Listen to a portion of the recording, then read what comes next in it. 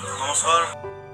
জনপ্ৰিয় YouTube channel voice এছামৰ Shovan master অৰ্থাৎ জিতুল ৰাজবংশী আমাৰ মাজত আৰু নাই। 1 ছেপ্টেম্বৰ 2020 তাৰিখ মঙলবাৰে নিশা 11:30 বজাত তেখেতৰ অকাল মৃত্যু হয়। বহুদিন ধৰি জিতুল ৰাজবংশী দুৰাৰোগ্য কৰ্কট ৰোগত আক্ৰান্ত হৈ আছিল। জিতুল ৰাজবংশীৰ জন্ম হৈছিল 1994 চনৰ 13 অক্টোবৰত। এগৰাকী হাস্যকৰ অভিনেতা হোৱাৰ উপৰিও জিতুল ৰাজবংশী আছিল এগৰাকী টেট শিক্ষক। খেলা খেললি পেট নভৰে দোকানখনত অলপমান বহ, মই বজাৰৰ পৰা অহাৰ পিছত খেলা খেলবি দেই। মোক পেট চাবা নালগে দেই, একদিন খেলা নেখেললি একো নহয়। বহচোন অলপ দোকানখনত, মই সোনকালে আহিম দেই। কাষ্টমাৰ আহিলি মাল চাল অলপ ভালকে জুখি দিবি, বুজছা?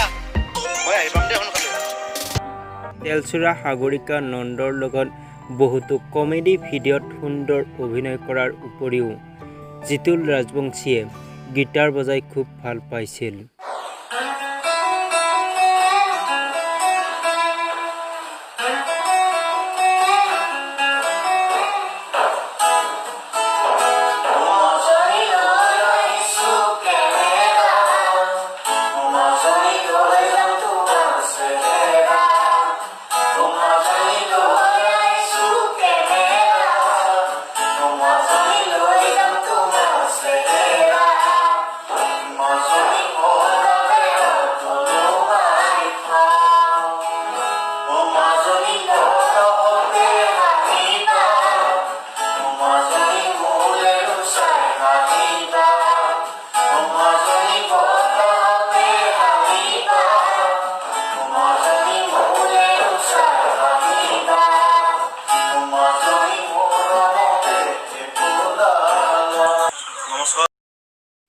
যদিও মাত্ৰ 26 বছৰ বয়সতে জিতুল ৰাজবংশীয়ে আমাৰ মাজৰ পৰা গুচি গ'ল, তথাপিতো তেওঁৰ কৰ্মৰাজি আমাৰ মাজত সদায় জিলিকি থাকিব।